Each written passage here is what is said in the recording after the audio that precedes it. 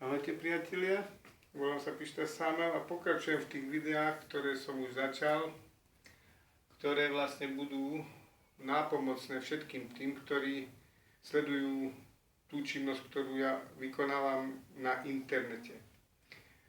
Treba si uvedomiť jedno.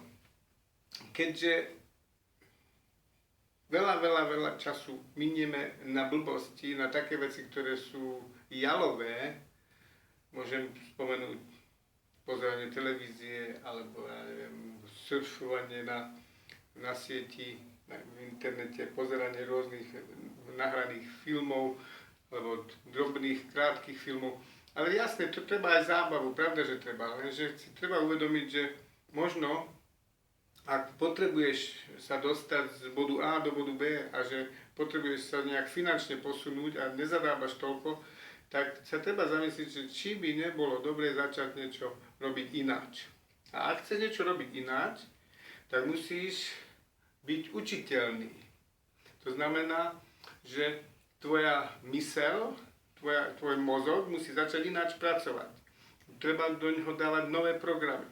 Ale tie nové programy potom zaistia to, že budeš nielenže učiteľný, ale budeš ochotný aj začať nové zvyky aplikovať. Teda, ak by som to rozobral, tak v percentách, že musíš mať na 100% učiteľný a na 100% aj pripravený na zmeny a robiť tie zmeny.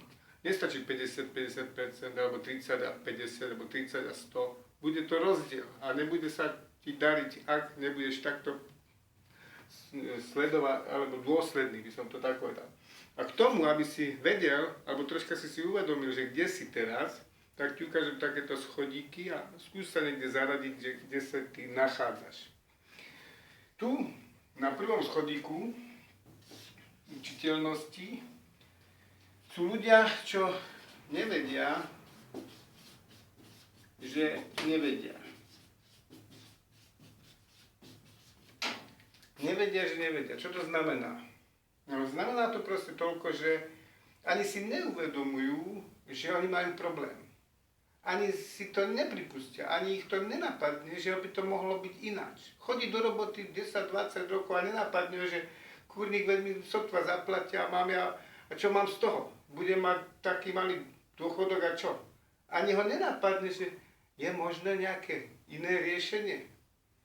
Takže veľa ľudí nevedia, že nevedia. Ak si toto uvedomí, všetko je o uvedomovaní si, tak postúpiš o schodík vyššie.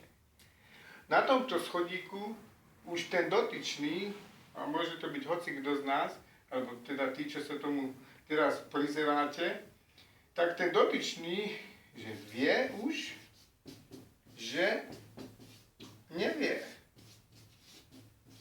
Tu bolo, že nevie, ale tu už vie, že nevie. Uvedomil si to, že nevie niečo, čo by mu pomohlo postúpiť ďalej. Ak vieš, že nevieš, tak si veľmi na správnej ceste, pretože začneš niečo konať, začneš niečo robiť. A čo robíš? Postúpiš po schodíku, ideš ďalej po schodíku. A ten schodík, ja ho nakreslím týmto smerom, je, že začneš sa učiť a meniť si zvyky, aby si niečo ináč robil. Nebudeš ráno vstávať a iba na 10 minút, o 10 minút skôr a kávu a hýbať do roboty. Možno staneš o hodinu skôr a začneš si prečítaš niečo pol hodinku, alebo pozrieš ráno nejaké video inšpiratívne, čo ti pomôže nahodiť ten deň. Takže ak postúpiš, tak potom prejdeš, vieš, že nevie, prejdeš, vieš, že vieš, lebo sa učíš. Postúpil si ďalej. Už vieš.